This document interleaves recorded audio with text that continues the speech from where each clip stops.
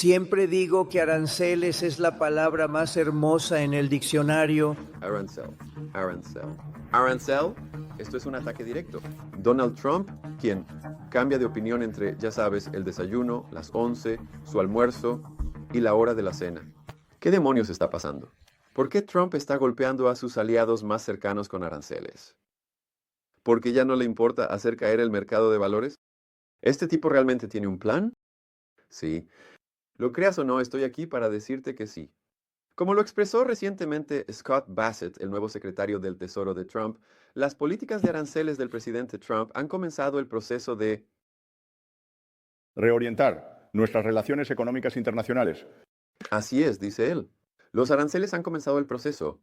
En otras palabras, su caos arancelario es solo el comienzo de un plan mucho más grande, un plan que tiene como objetivo trastocar todo el sistema de comercio mundial que EU creó por sí mismo.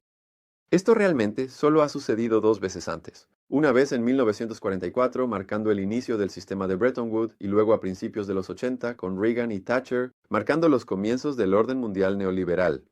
Así que aquí estamos hoy, 2025. ¿Es este el comienzo de un orden global completamente nuevo? ¿Un nuevo orden centrado en EU que surgirá justo después del caos actual?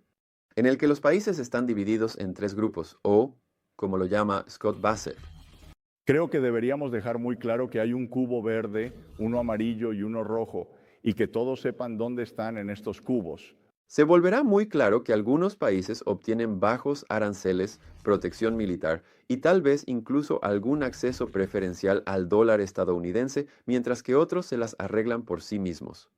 Al menos esa es la impresión que obtuve al revisar todos los discursos y documentos de los asesores económicos más cercanos a Trump que pude encontrar. Así que, entremos en ello. ¿Cuál es este plan maestro MAGA para un nuevo orden global? ¿Y es este plan realmente factible? ¿O es solo un sueño imposible de un loco y sus secuaces? Para responder a estas preguntas, comencemos por entrar en la mentalidad MAGA y preguntémonos, ¿qué es lo que realmente quiere el equipo de Trump? Para responder a esa pregunta, primero un poco sobre el nuevo equipo económico de Trump. Primero tenemos a Scott Bessent, el nuevo secretario del Tesoro y un gestor de fondos de cobertura ultra rico que trabajó famosamente con el mismo George Soros para quebrar el Banco de Inglaterra a principios de los 90. Y solía dar clases de historia económica en Yale.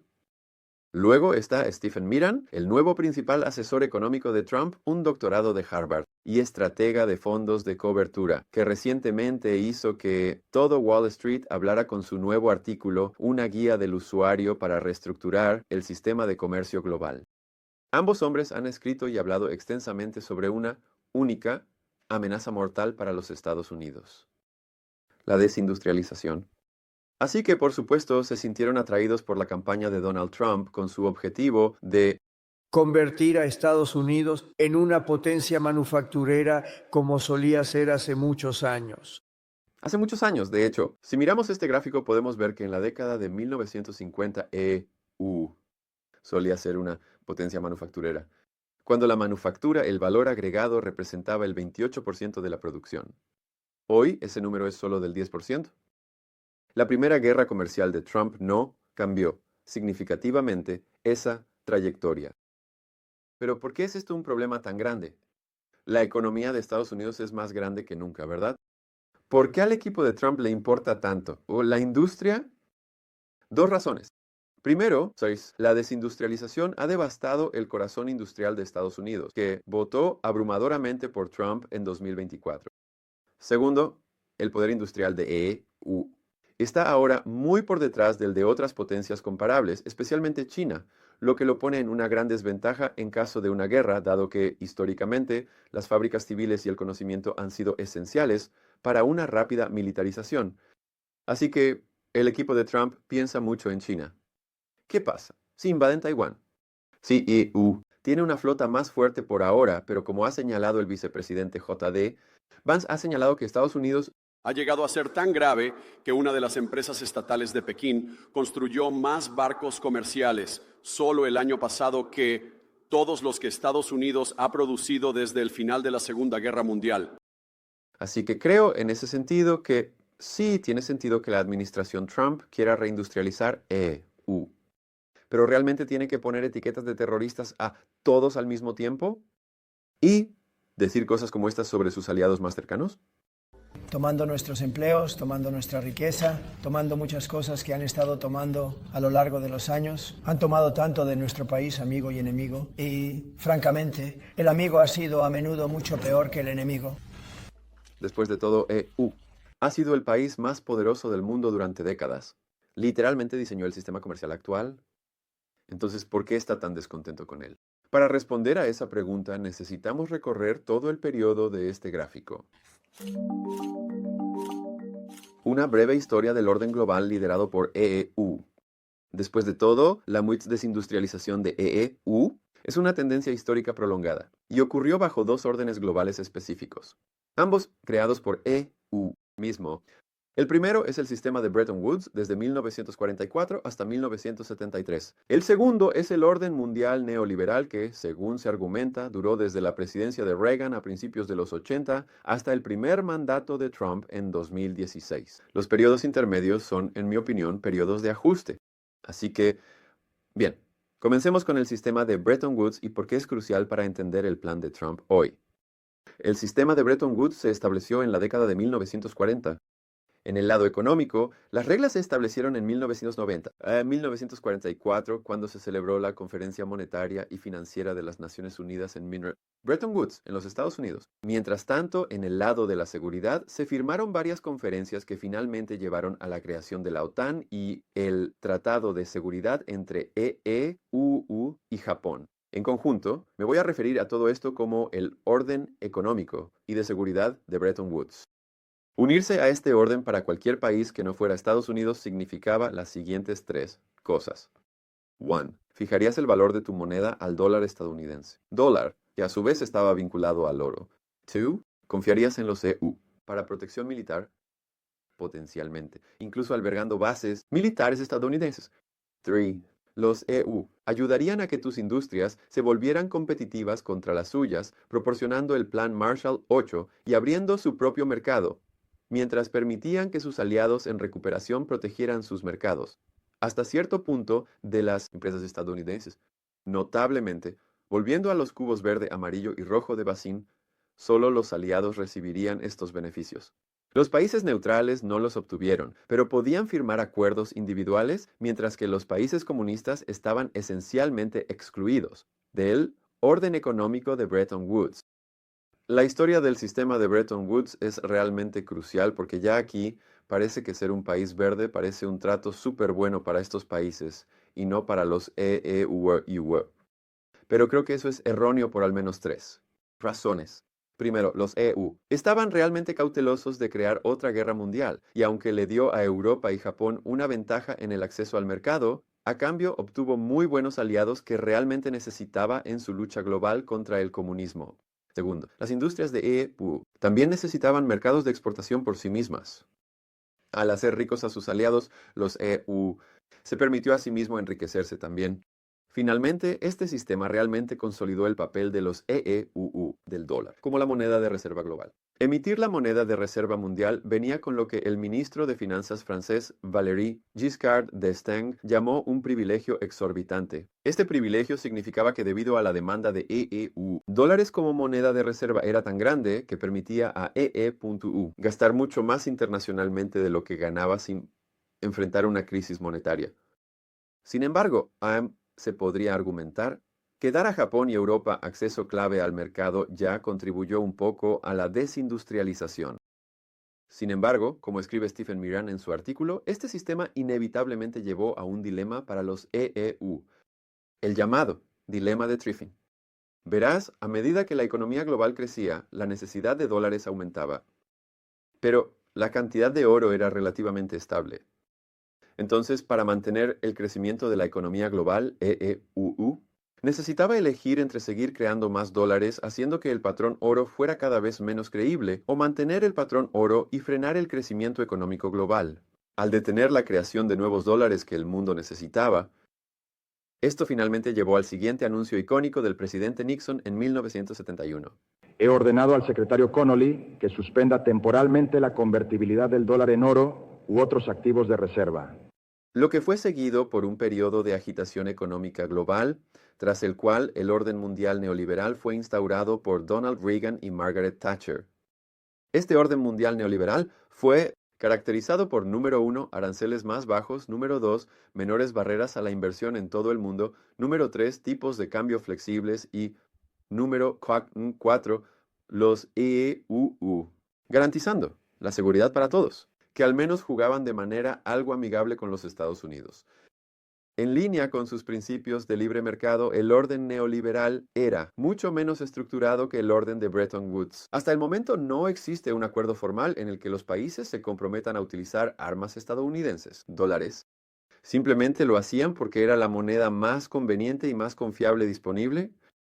Sin embargo, en este sistema, cualquier ciudadano no estadounidense, la nación, tenía un incentivo muy fuerte para acaparar dinero estadounidense, dólares, facilitando la exportación a los EU y dificultando la importación desde los EU. Notablemente, a pesar de alabar las virtudes del libre comercio, la Organización Mundial del Comercio de hecho permitió que las naciones en desarrollo tuvieran aranceles más altos contra los EEU, que al revés, precisamente porque EU esperaba que al hacer al mundo más rico se volvería más amigable, tal como ha sucedido antes con Alemania y Japón.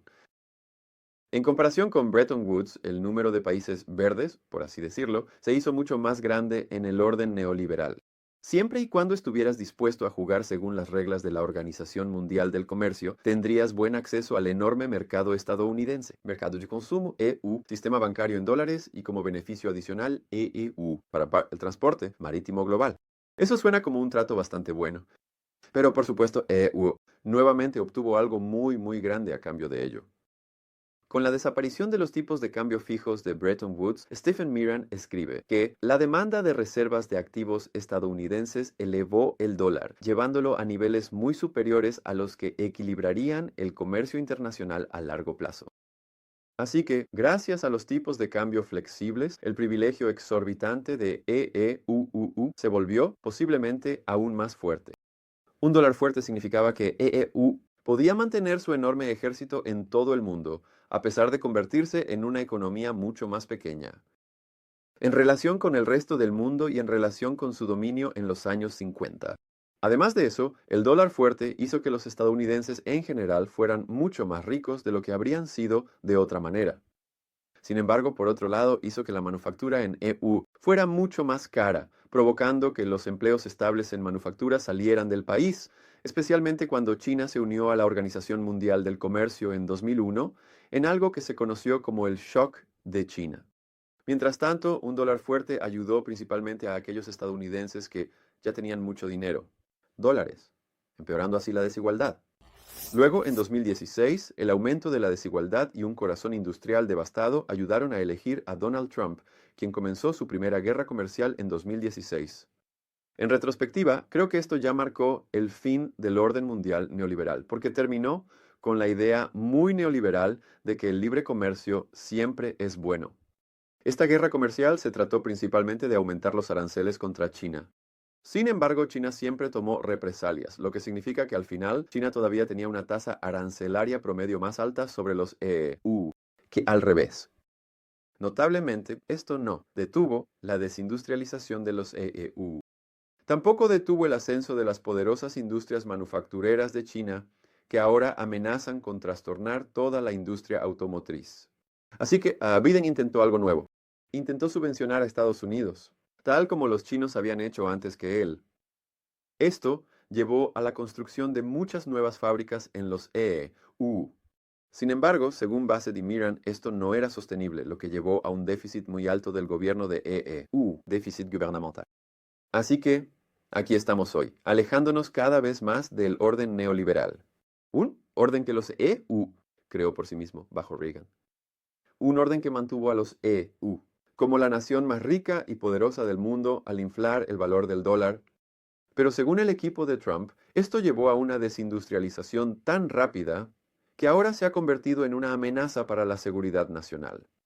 Lo que nos lleva a el plan maestro MAGA para un nuevo orden global. Un plan que se supone ayudará a reindustrializar a los EEUU, mientras al mismo tiempo mantiene al dólar estadounidense como su moneda de reserva global porque, como Trump ha dicho, y dólar como moneda de reserva global porque, como ha dicho Trump, y... Si quieres alcanzar el estatus de tercer mundo, pierde tu moneda de reserva. No podemos perderla. Entonces, ¿cómo mantienes el estatus de moneda de reserva y reindustrializas al mismo tiempo? La mayoría de los economistas piensan que esto simplemente no es posible. Pero Stephen Miran, él publicó un artículo que dice, sí, esto es realmente posible. Puedes tener el pastel y comértelo también. Pero para ser claros, el artículo que Miran ha escrito no es un plan en sí mismo. Es un libro de cocina con opciones. Al momento de la grabación, Besant tampoco ha presentado un plan completo que incluya su estructura de países verde, amarillo y rojo. Así que, para el plan de 3 pasos. El plan maestro MAGA que estoy a punto de presentarles, tuve que profundizar en lo que tanto Miran como Besant han revelado hasta ahora. Y lamentablemente, no fui agregado a un grupo de señales del gobierno de EEU, grupo de señales del gobierno por accidente. Así que para cada paso, te diré exactamente de dónde obtuve mi información. Bien, aquí vamos. Paso 1, terror del caos.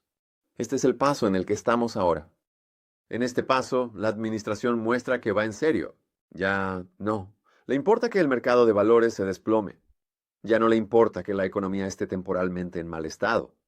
Simplemente aplica muchos aranceles altos tanto a enemigos como a amigos para crear poder de negociación. Me baso en el hecho de que Besant ha dicho que, aunque inicialmente no veía los aranceles como una herramienta de negociación, el señor Triunfo Ha añadido la tercera pata al taburete y la usa para negociar. Mi segunda prueba para sugerir que el caos actual es temporal es que, antes de ser parte de la administración, Miran dijo que las políticas del dólar que propuso probablemente se seguirían más tarde en una administración después de que los aranceles hubieran producido el suficiente poder de negociación. Así que tanto Miran como Besant nos están diciendo esencialmente que el caos actual de los aranceles se trata simplemente de crear un poder de negociación que se pueda usar al implementar el resto del plan. Lo que nos lleva a... Y el paso número 2, aranceles recíprocos. ¿Recuerdas este gráfico donde China reaccionó a los aranceles de Trump, aumentando cada vez más sus propios aranceles? Si realmente tienes aranceles recíprocos, esa dinámica teóricamente desaparece. Simplemente será, mira, puedes seguir subiendo, pero siempre te igualaremos, así que siempre hay un campo de juego nivelado. Este es el objetivo a largo plazo de los aranceles, o, en palabras de Besant, Esto es lo que los aranceles están diseñados para abordar. Nivelar el campo de juego de tal manera que el sistema de comercio internacional comience a recompensar la ingeniosidad entre la seguridad, el Estado de Derecho y la estabilidad, no la supresión salarial, la manipulación de divisas, el robo de propiedad intelectual, las barreras no arancelarias y la regulación draconiana. Pero aquí, los economistas a menudo han criticado a la administración por pensar de manera ilusoria, porque históricamente las guerras comerciales, como las de la década de 1930, solo empeoraron la situación para todos y llevaron a la guerra. Pero aquí Miran ha dicho que solo tienen a los Estados Unidos para vender. No hay alternativa. Así que son ellos quienes soportarán la carga de estos aranceles. Este es un punto realmente complicado de entender. Pero lo que él esencialmente quiere decir es que debido a que todos quieren exportar a los EU para obtener dólares, los EU tienen una posición de negociación verdaderamente única. En una guerra comercial, la primera guerra comercial de Trump fracasó porque China simplemente aumentó las exportaciones a países como México y Vietnam, que luego exportaron a los EEU. Así que, al extender los aranceles a todos los países, Miran escribe que el presidente Trump ve los aranceles como una forma de generar influencia negociadora para hacer acuerdos. Es más fácil imaginar que después de una serie de aranceles punitivos, socios comerciales como Europa y China se vuelvan más receptivos a algún tipo de acuerdo monetario, a cambio de una reducción de aranceles. Un acuerdo monetario. Así es. Esto nos lleva al paso final en el plan maestro MAGA. Paso 3. Acuerdo de Mar-a-Lago. Sí, un acuerdo de Mar-a-Lagos que entrará en los libros de historia, para rivalizar con el acuerdo de Bretton Woods de 1944 o el acuerdo Plaza de 1985, en el cual Japón y los EU y los países europeos se unieron para elevar colectivamente los valores del yen y las monedas europeas, frente al dólar. Pero, ¿cómo se relaciona eso con los cubos verde, amarillo y rojo de Besant? Después de unirse a la administración Trump, Miran se ha vuelto mucho más reservado sobre este acuerdo de Mar-a-Lago, lo cual tiene sentido porque no quiere revelar demasiado. Pero aún así, nos dijo eso. Si el dólar pudiera debilitarse para equilibrar el comercio, entonces no tendríamos muchos de los para equilibrar los déficits comerciales. Entonces no tendríamos muchos de los problemas que los aranceles y otras políticas están diseñados para abordar porque los expertos serían más competitivos en el escenario global y no seríamos tan engañados por otros países. Así que sospecho que para evitar arruinar las negociaciones, no pueden hablar de esto tan libremente como antes. Pero que el objetivo final sigue siendo debilitar el dólar mientras se mantiene como moneda de reserva. En su documento, Miran habló sobre algunas opciones extravagantes que los EU podrían usar para hacer esto por su cuenta, como cobrar una tarifa de usuario a los usuarios de la moneda de reserva. Pero creo que no optarán por estas opciones porque sería demasiado arriesgado. En cambio, creo que el acuerdo de Mar-a-Lago que el equipo de Trump finalmente impulsará se parecerá mucho al sistema de Bretton Woods, solo que sin el vínculo con el oro. Incluso podría imaginar eso. En este nuevo orden mundial, los países verdes fijan sus monedas al dólar, con un acuerdo de que cada vez que el dólar se fortalezca demasiado, aprecian sus monedas frente a él. A cambio, obtienen acceso al mayor mercado de consumo del mundo, así como beneficios de seguridad y buen acceso a Estados Unidos. ¿Sistema del dólar? Pero a diferencia de Bretton Woods, espero que EU quiera que los países paguen tributo por esa seguridad, convirtiéndolos esencialmente en estados vasallos. ¿Sí? Esto es especulativo de mi parte, pero escuchen este reciente discurso de Besant y por favor díganme si escuchan los elementos de los que acabo de hablar. El sistema de comercio internacional consiste en una red de relaciones militares, económicas, políticas. No se puede tomar un solo aspecto de manera aislada. Así es como el presidente Trump ve el mundo. No como un juego de suma cero, sino como interconexiones que se pueden reordenar para avanzar los intereses del pueblo estadounidense. Y es por eso que creo que el actual caos económico de Trump tiene sentido. El equipo de Trump cree que el orden internacional actual ya no está en el mejor interés del pueblo estadounidense. Ya nos han dicho que el actual caos arancelario es solo un medio para crear apalancamiento en las negociaciones.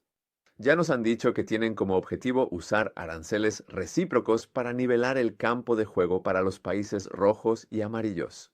Y han insinuado que si se puede hacer un acuerdo de divisas, los aranceles pueden ser mucho más bajos. Y sí, creo que si suficientes países se unen al nuevo orden mundial MAGA como países verdes, que vinculan su moneda al dólar estadounidense. Dólar. Esto realmente significa que Trump puede tener su dólar más débil, mientras mantiene su estatus como moneda de reserva. Esto podría ayudar a reindustrializar a los EU, al menos hasta cierto punto en teoría. Pero por supuesto todo esto depende de que los EU lo hagan lo suficientemente atractivo para que los países se conviertan en un país verde en el nuevo orden internacional MAGA. Esto creo es el verdadero problema con los planes de personas como Besant y Miran. Son personas claramente inteligentes, han estudiado la historia extensamente, pero comprometerse voluntariamente a aumentar el valor de su moneda en comparación con el dólar para seguir dependiendo de la protección militar de EU, pero ahora pagar por ello, eso esencialmente te convierte en un estado vasallo, subordinado a una gran potencia. Someterse a los EU, de tal manera, requiere una enorme cantidad de confianza.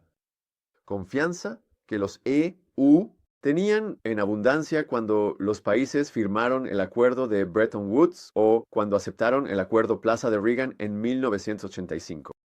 Pero si rompes un acuerdo comercial que tú mismo firmaste, como el de Canadá y México, o si amenazas con anexar a tu aliado más cercano, o el territorio controlado por uno de tus aliados europeos más leales, entonces, ¿cómo puedes esperar que los países quieran unirse alguna vez a tu nuevo orden económico MAGA?